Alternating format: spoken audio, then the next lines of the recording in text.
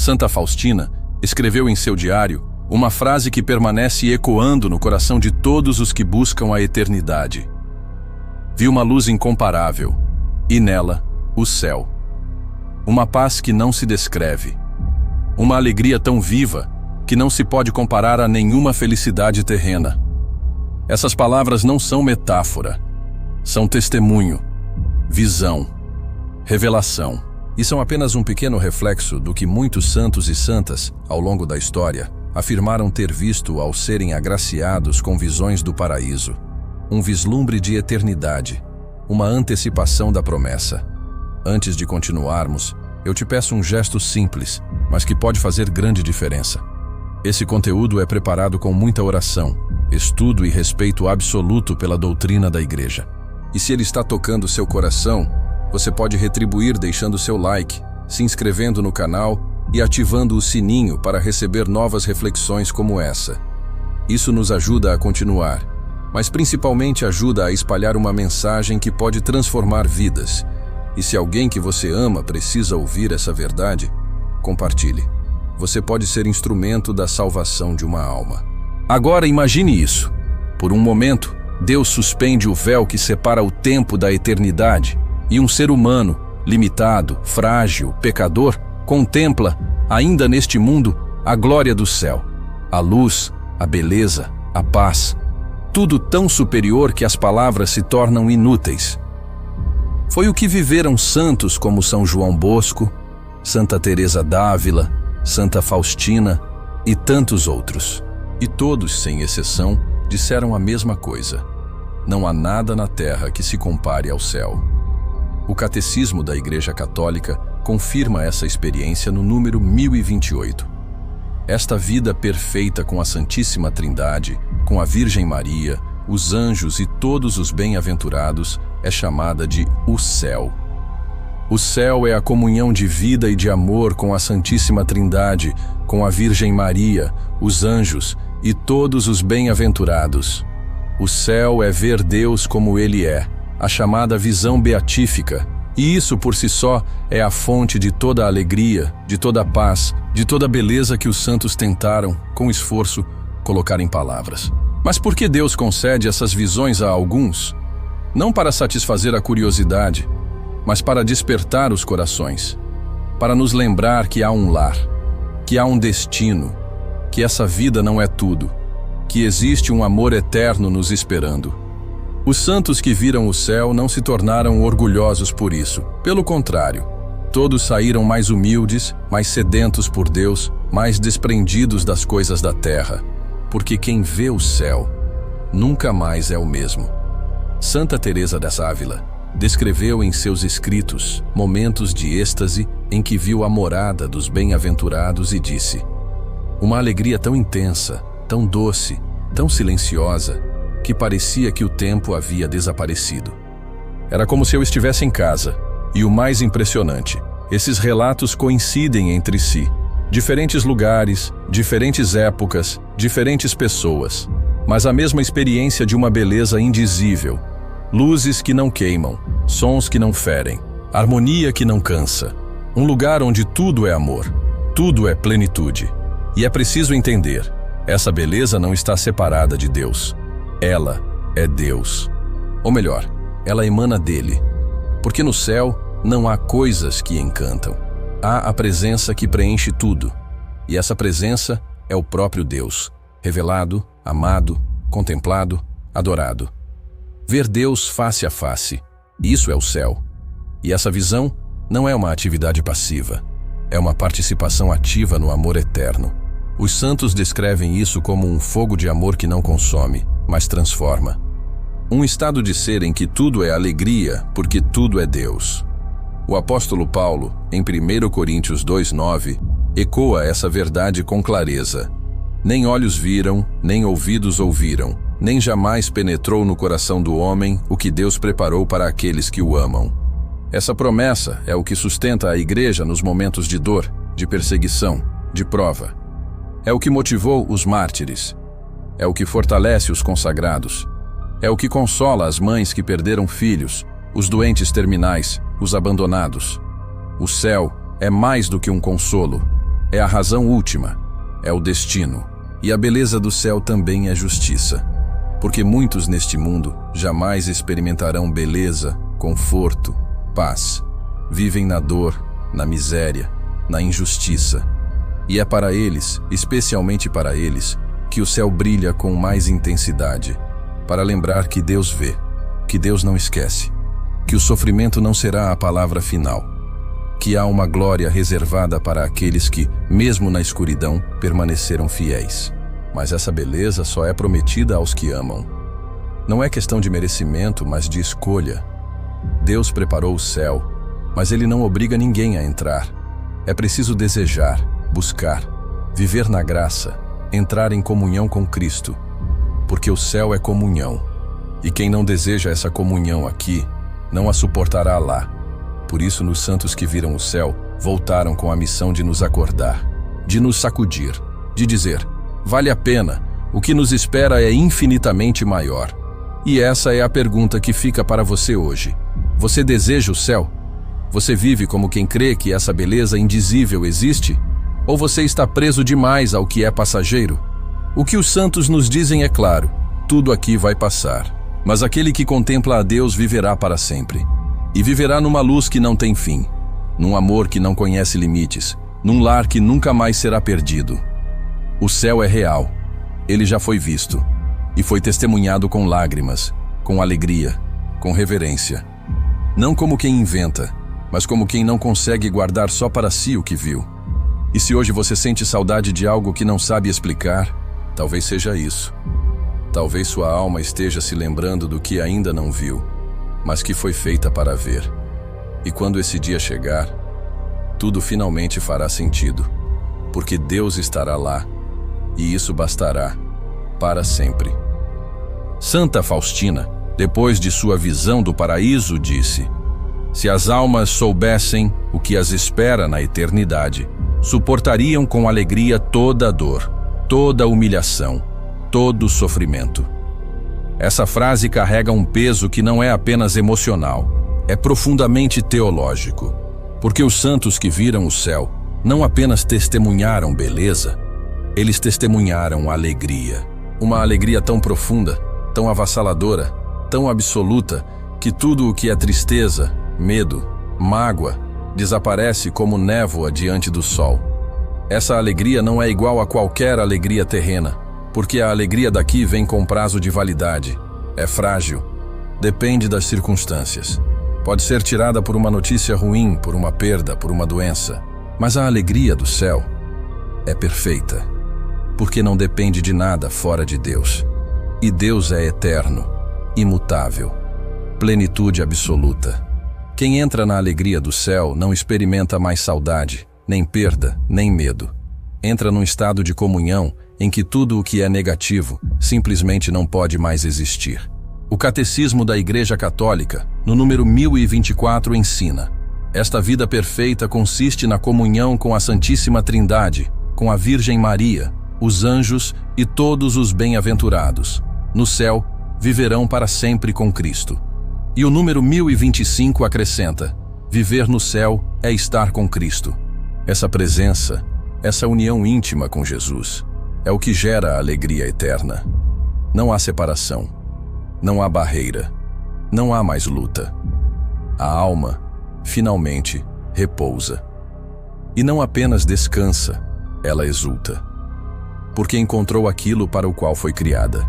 São João Bosco, ao relatar uma de suas visões celestes, disse que viu jovens correndo, brincando, cantando, com uma felicidade tão pura que ele chorou ao despertar.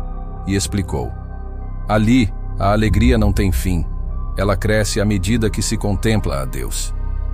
Essa frase revela um aspecto essencial do céu. Ele é dinâmico. A alegria não é estática. Não é uma felicidade congelada. É um movimento contínuo de amor, de descoberta, de adoração. A alma nunca se cansa, nunca se entedia, nunca se esvazia, porque Deus é infinito, e quanto mais o conhecemos, mais o amamos. E quanto mais o amamos, mais nos alegramos. Apocalipse 21:4 descreve essa realidade com uma das promessas mais belas da Escritura. Deus enxugará toda lágrima de seus olhos. A morte já não existirá, nem haverá luto, nem pranto, nem dor, porque as primeiras coisas passaram. Essa é a promessa que sustenta os que sofrem, os que choram, os que enfrentam perdas que não sabem como suportar. A igreja não ignora a dor. Ela proclama um fim para ela, um fim real, um fim eterno, e esse fim é o começo da verdadeira vida. Muitos pensam que o céu pode ser entediante, que a eternidade seria repetitiva, mas isso é fruto de uma imaginação limitada. O céu não é um prolongamento desta vida. É um salto para uma realidade totalmente nova. É o cumprimento pleno do que jamais poderíamos alcançar por esforço próprio. É surpresa constante. É maravilhamento sem fim. Os santos dizem que no céu, cada momento é um novo espanto. Como se a alma estivesse eternamente diante de algo que sempre amou e que sempre é ainda melhor do que o esperado. Essa alegria perfeita também é resposta à injustiça. Porque há pessoas que passaram por esta vida sem conhecer a felicidade, que foram traídas, perseguidas, humilhadas, ignoradas, que não colheram aqui o bem que plantaram, que morreram com a dor da injustiça, sem reparação. Para essas almas, o céu é justiça divina. É a certeza de que Deus viu, que Ele não esqueceu, que Ele retribui com generosidade o que aqui foi vivido com fidelidade. Mas essa alegria só é possível para quem morre na graça, para quem escolhe Deus, para quem, mesmo em meio à luta, disse: eu confio, porque o céu é herança, mas é herança para os filhos, para os que permaneceram fiéis, para os que buscaram a verdade, para os que amaram. Não é perfeição que salva, é entrega, é fé, é amor vivido até o fim. E aqui entra a beleza da misericórdia, porque mesmo quem caiu pode ser restaurado, mesmo quem se afastou pode voltar, mesmo quem duvida pode começar. Deus quer que todos experimentem essa alegria, e Ele oferece todos os meios: a oração, os sacramentos, a palavra, a comunidade, a igreja. Tudo isso existe para nos conduzir até o céu, para formar em nós o coração que será capaz de recebê-lo. Mas é preciso decidir, querer, viver já aqui com os olhos fixos lá, porque a alegria do céu já começa na terra, quando se vive com pureza, quando se perdoa, quando se serve, quando se adora. Esses momentos, embora ainda marcados pela imperfeição do mundo, são prefigurações da alegria perfeita, pequenas luzes que nos dizem: vale a pena continuar. E essa decisão não é apenas individual, ela transforma a comunidade. Uma alma que vive para o céu contagia, ilumina, educa, evangeliza. O mundo precisa ver cristãos alegres. Alegres não por superficialidade, mas por esperança, por fé no que está por vir. Porque quando o mundo perceber que a nossa alegria não depende das circunstâncias, começará a perguntar de onde ela vem. E então, poderemos testemunhar: o céu é alegria perfeita, é amor sem medida, é comunhão plena. E essa realidade, já vislumbrada pelos santos, é a razão pela qual a igreja não se cansa de anunciar: alegrai-vos no Senhor, porque o fim é a glória, e a glória é a alegria eterna. Amém. Em um dos relatos mais marcantes de suas experiências místicas, Santa Teresa de Ávila descreveu ter visto multidões de almas em harmonia como se fossem uma só, e no centro, a luz que tudo unia, que tudo movia, que tudo fazia sentido. Ela estava tentando, com palavras humanas, explicar uma realidade divina, a comunhão perfeita do céu. Uma comunhão onde ninguém está sozinho, ninguém é esquecido, ninguém é dividido. Um amor que une sem confundir, que integra sem apagar a individualidade. Um povo reunido em Deus. Essa visão corresponde exatamente ao que ensina o Catecismo da Igreja Católica. No número 1027, lemos: este mistério de comunhão bem-aventurada com Deus e com todos os que estão em Cristo ultrapassa toda compreensão e toda representação. Vivemos na comunhão dos santos. Essa expressão, comunhão dos santos, é muito mais do que uma frase litúrgica. É uma realidade viva, uma família eterna. Uma igreja triunfante que já vive na glória aquilo que aqui só podemos vislumbrar pela fé. No céu não há isolamento, não há concorrência, não há medo de ser esquecido. Cada alma é profundamente amada, plenamente reconhecida, absolutamente acolhida, não porque todos são iguais, mas porque todos são filhos. E os santos dizem que essa comunhão é tão intensa, tão verdadeira, que a alegria de um é a alegria de todos. Não há inveja, não há comparação, há participação. Uma festa contínua onde o centro é Deus. E todos se alegram porque o outro está ali. Essa comunhão é o que dá sentido ao chamado de igreja. A palavra igreja não é apenas uma instituição, é um corpo, o corpo místico de Cristo. E esse corpo não termina com a morte. Pelo contrário, se plenifica. No céu, a igreja não está mais em combate, mas em glória.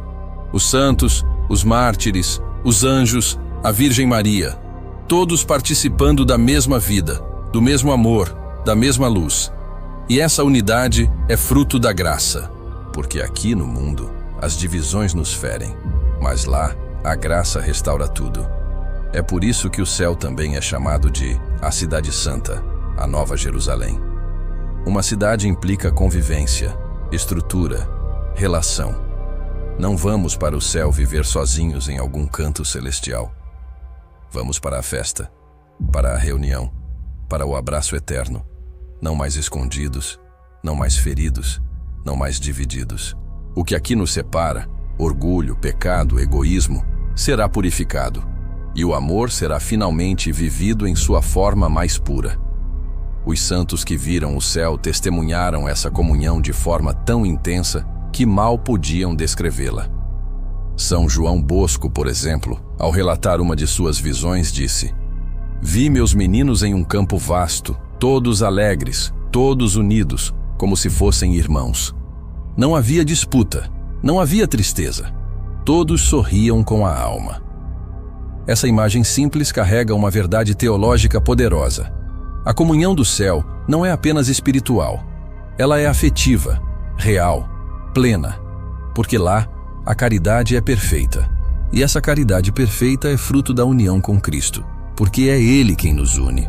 Ele é a ponte entre as almas, a razão da alegria comum, o centro dessa comunhão. O céu é uma festa onde Deus é o anfitrião. E cada santo, cada alma salva, é um convidado que participa com liberdade, com gratidão, com amor. E isso inclui você.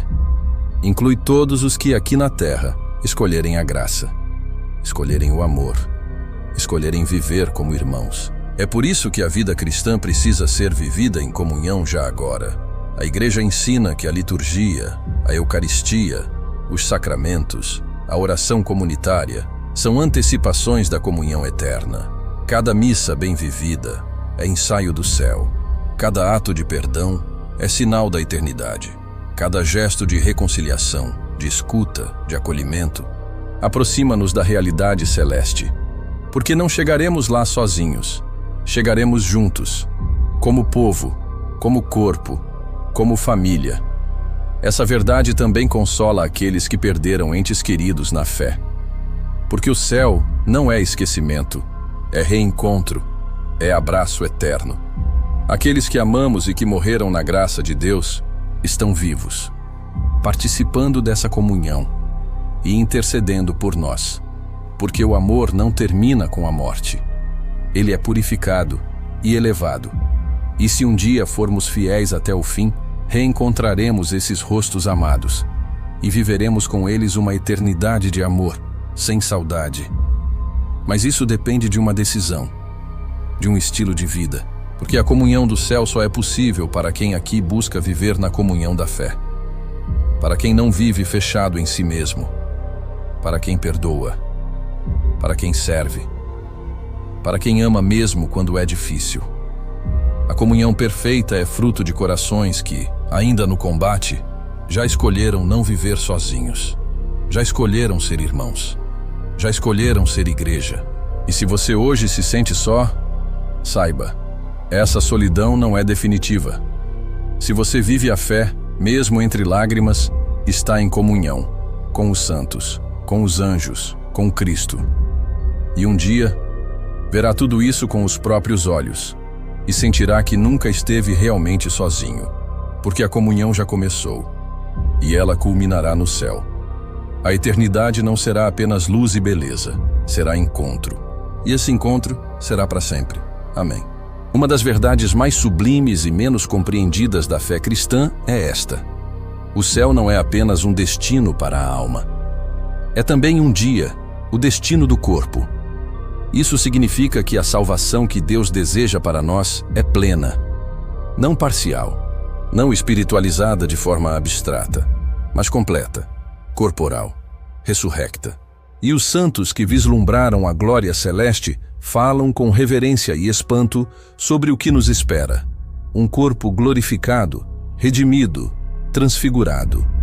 Um corpo semelhante ao de Cristo ressuscitado. Essa realidade está profundamente enraizada na doutrina da Igreja. O Catecismo da Igreja Católica, nos números 997 a 1000, explica que pela ressurreição, o corpo será transfigurado em corpo glorioso. Não seremos fantasmas. Não viveremos como espíritos soltos no céu. Nossa identidade não será anulada. Ao contrário, será levada à plenitude. O que hoje conhecemos do nosso corpo é apenas a semente. No céu, floresceremos, em beleza, em força, em luz. São Tomás de Aquino, ao meditar sobre o corpo ressuscitado, descreveu 4 características que os santos desfrutarão: impassibilidade, ou seja, a ausência total de sofrimento; claridade, a irradiação luminosa do corpo; agilidade, a capacidade de mover-se livremente; e sutileza, que é a perfeita submissão do corpo à alma. Esses atributos não são fantasiosos. São reflexos daquilo que Jesus revelou em seu próprio corpo após a ressurreição. Ele comia, falava, era reconhecido. Mas também passava por portas fechadas e ascendia aos céus. Essa transformação é tão radical que São Paulo, em 1 Coríntios 15, faz uma analogia poderosa. O que semeias não revive, se primeiro não morrer. Semeia-se um corpo corruptível, ressuscita um corpo incorruptível. Semeia-se um corpo animal, ressuscita um corpo espiritual. Ou seja, nosso corpo atual é apenas uma antecipação. Ele será glorificado e será nosso, porque Deus nos ama por inteiro, alma e corpo, e quer redimir tudo. Os santos que tiveram visões do paraíso testemunham que aqueles que lá habitam irradiam luz. Não luz física apenas, mas uma luz interior que se manifesta no exterior. Um esplendor que revela a glória de Deus refletida em cada rosto, em cada forma. Santa Faustina relatou que viu almas vestidas de luz e que essa luz não era de tecido ou matéria, mas emanava delas mesmas. Era a presença da glória divina impressa na pessoa. Essa promessa também restaura a dignidade do nosso corpo aqui e agora, porque o que um dia será glorificado deve hoje ser respeitado. E é por isso também que a Igreja insiste na ressurreição da carne como artigo de fé. Quando rezamos o credo e dizemos creio na ressurreição da carne, estamos professando que no fim dos tempos, no juízo final, nossos corpos serão restaurados. Não do mesmo modo como eram antes, mas de forma gloriosa. Seremos nós mesmos, com nossos traços, nossa identidade, mas transfigurados pela glória de Deus. Isso é mais do que uma esperança. É uma certeza fundada na ressurreição de Cristo, primícias dos que morreram. 1 Cor 15, 20. Essa verdade também consola profundamente aqueles que sofrem no corpo, os que estão enfermos, os que foram mutilados, os que viveram com limitações físicas. No céu, toda dor será curada, toda deformidade será restaurada, todo o corpo será glorioso. Não haverá mais cansaço, nem fome, nem dor. O que hoje nos limita, lá será superado. O que hoje nos humilha, lá será glorificado. Porque Deus não salva só a alma, Ele quer salvar tudo, e Ele pode. Essa realidade também eleva a beleza do corpo, mas não a beleza segundo os padrões mundanos, que são passageiros, arbitrários, muitas vezes destrutivos. A beleza glorificada é a beleza da verdade, da pureza, da santidade. É a beleza da luz interior que se torna visível. No céu, cada corpo refletirá a história de amor vivida com Deus. Será como uma veste de glória, única, irrepetível, eterna. Mas essa promessa exige preparação. O corpo que será glorificado é o corpo que aqui foi oferecido a Deus. Não é necessário ser perfeito, é necessário ser entregue, viver na graça, buscar a santidade, oferecer o próprio corpo como sacrifício vivo, Efrm 12:1. Porque o que fazemos com ele aqui ecoa na eternidade. A ressurreição final não será uma surpresa para quem já nesta vida viveu na esperança da glória. E essa esperança transforma tudo, porque nos dá uma perspectiva de eternidade, porque nos tira do imediatismo, porque nos faz cuidar do corpo sem idolatria, mas com reverência, porque nos faz aceitar os sofrimentos com fé, sabendo que eles não serão em vão, porque nos faz ver o outro com suas feridas, suas limitações, como alguém que também está a caminho da glória. A glória do corpo ressuscitado é uma das provas mais sublimes de que Deus quer nos salvar por inteiro, que Ele ama cada detalhe da criação, que nada do que é humano se unido a Ele será perdido, e que a eternidade será muito mais do que podemos imaginar. O céu não será apenas contemplação, será também transformação. E você, com seu corpo, sua história, suas marcas, será parte disso. Inteiro, ressuscitado, glorificado e, finalmente, plenamente feliz. Amém. Todos os santos que contemplaram o céu, em algum grau, disseram o mesmo. Não se trata apenas de um lugar que se alcança depois da morte, mas de uma realidade que começa a ser vivida já aqui, quando se ama de verdade. Porque o céu não é apenas recompensa, é consequência de um coração que escolheu Deus, que escolheu amar, que escolheu a vontade divina acima da própria. O céu é para quem vive no amor, e esse amor começa agora. Santa Teresinha do Menino Jesus dizia: "No coração da igreja, minha mãe, serei o amor." E foi esse amor que a fez santa. Não o número de milagres, nem a grandiosidade de suas obras externas, mas a intensidade com que amou nas pequenas coisas. É isso que abre a porta do céu. Não atos espetaculares, mas gestos diários cheios de fé, esperança e caridade. O Catecismo, no número 1023, ensina que os que morrem na graça e na amizade de Deus e estão perfeitamente purificados, vivem para sempre com Cristo. A entrada no céu exige, portanto, um estado de graça, um coração unido a Deus, uma alma que escolheu amar. Esse amor não é apenas emoção, é decisão.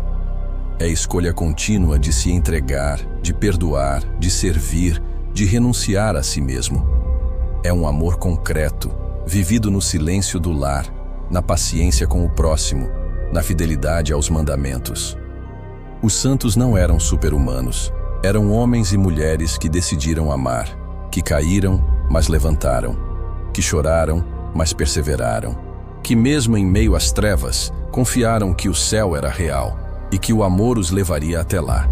E por isso, afirmavam com convicção: o céu começa aqui, porque o amor é semente de eternidade. Cada ato de caridade, cada oração feita com sinceridade, cada perdão dado com esforço, cada eucaristia recebida com fé, tudo isso já é céu em nós. Uma antecipação, um vislumbre, um ensaio. Quando amamos de verdade, nos tornamos morada de Deus. E onde Deus habita, já há céu. Jesus disse: "O reino de Deus está entre vós." Lac 17:21. Isso não significa que a plenitude do céu já está realizada aqui, mas que ela já começou. E começa no coração que ama, porque o céu é comunhão. E comunhão só existe onde há amor. Por isso, quem se recusa a amar, já começa a experimentar a ausência do céu. Já vive, em parte, a solidão do inferno. O contrário do amor é o isolamento eterno. Os santos nos ensinam que amar é o critério final, que no juízo não seremos avaliados por quantas coisas fizemos, mas por quanto amamos. Tive fome e me deste de comer, estava nu e me vestiste, estava preso e foste me visitar. Fio 25. São esses gestos que revelam o amor verdadeiro. E são esses gestos que revelam quem já começou a viver o céu. Essa verdade também transforma a nossa visão sobre a vida. Porque se o céu começa agora, então cada momento pode ser sagrado. Cada escolha pode ser um passo em direção à eternidade. E mesmo os sofrimentos ganham sentido. Porque amar em meio à dor é o que mais nos une a Cristo. É o que mais nos santifica. É o que mais purifica a alma para a glória que nos espera. Mas é preciso decidir. A porta está aberta. A graça está disponível. O céu está sendo oferecido. Mas só entra quem ama. Não com palavras apenas, mas com vida. Só entra quem diz sim à vontade de Deus. Quem escolhe a cruz. Quem escolhe o Evangelho. Quem escolhe viver na graça. Essa escolha é agora. E se você sente que ainda não ama como deveria, não se desespere. Ninguém começa perfeito. O importante é começar. É pedir ao Espírito Santo que ensine a amar. É buscar nos sacramentos a força para perseverar. É olhar para Maria, Mãe do Céu, como modelo de amor fiel. É olhar para Jesus crucificado e aprender que o verdadeiro amor é doação. O céu é para quem ama. E isso deve nos encher de esperança. Porque todos nós podemos amar. Todos somos capazes de escolher o bem. Todos podemos nos levantar depois da queda. E Deus, que vê o coração, acolhe até o mais tímido gesto de amor verdadeiro como semente de eternidade. Por isso, não desista. Não se distraia. Não perca tempo. Ame. Ame agora. Ame sempre. E o céu será seu destino. Se essa mensagem tocou o seu coração, se você sente que precisa viver mais profundamente esse amor que nos abre as portas do céu, eu te convido a fazer parte dessa missão. Deixe seu like neste vídeo. Isso ajuda a espalhar essa verdade a mais pessoas. Inscreva-se no canal e ative o sininho para receber conteúdos que fortalecem sua fé. E, sobretudo, compartilhe esta mensagem com alguém que precisa ser lembrado de que o céu é real, possível. E começa no amor que vivemos aqui. Porque no fim, o que resta é o amor. E quem vive no amor já começou a viver o céu. Que Deus te abençoe. E que o seu caminho, iluminado pela caridade, te leve à morada eterna preparada por aquele que é amor. Amém.